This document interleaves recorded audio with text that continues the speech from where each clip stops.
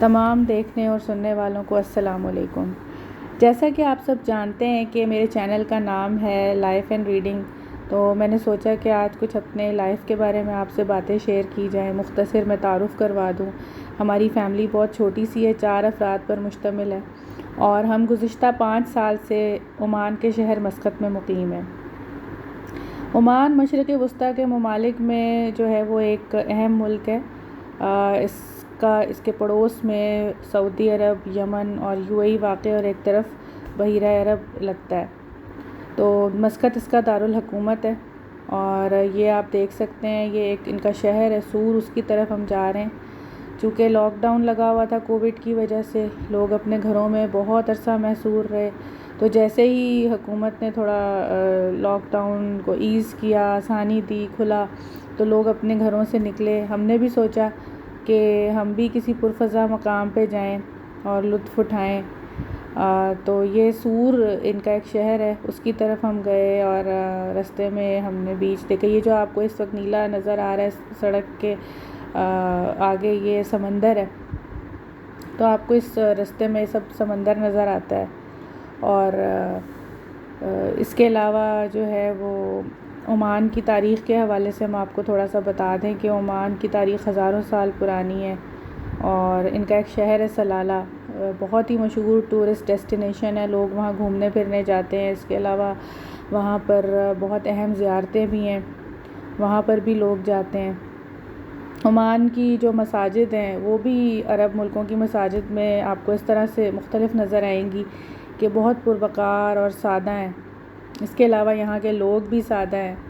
ایک دلچسپ بات عمان کے متعلق ہم آپ کو بتائیں کہ یہاں آپ کو دیگر عرب ممالک کے مقابلے میں کافی شاپس بہت نظر آئیں گی، بہت جگہ جگہ آپ کو مکھی نظر آئیں گے، اور یہ وہ چائے وہ والی نہیں ہوتی جو ہم پیتے ہیں دودھ والی، وہ بیسیکلی قہوہ ہوتا ہے جس کو یہ ٹی کہتے ہیں۔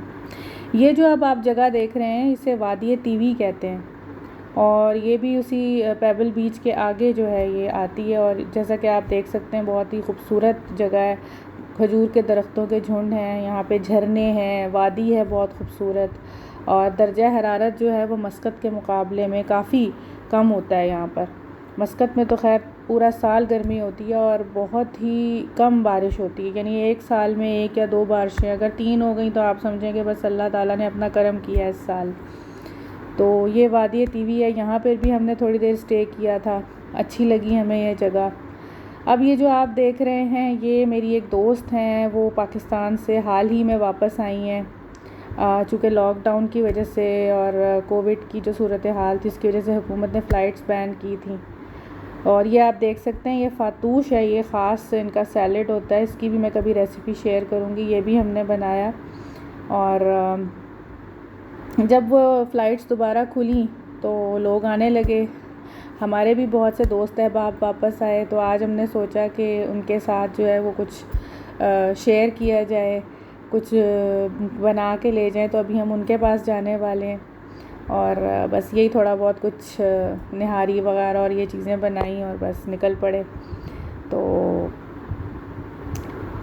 ہم اب ان کی طرف جا رہے ہیں۔ بہرحال پردیس ہے، پردیس میں جو ہے وہ اپنے ہم وطنوں کی قدر اور زیادہ ہوتی ہے، اور پاکستانی تو آپ کو پتہ ہے کہ ویسے بھی مہمان نواز مشہور ہیں اور بہت ہی وسیع القلب واقع ہوئے ہیں ہم لوگ، تو اللہ تعالیٰ یہ ہماری جو خصوصیات ہیں ان کو برقرار رکھے، اور پردیس میں ایک دوسرے کے کام آ کر، ایک دوسرے سے مل کر جو ہے جو خوشی ہوتی ہے وہ تو پھر بہت زیادہ ہوتی ہے۔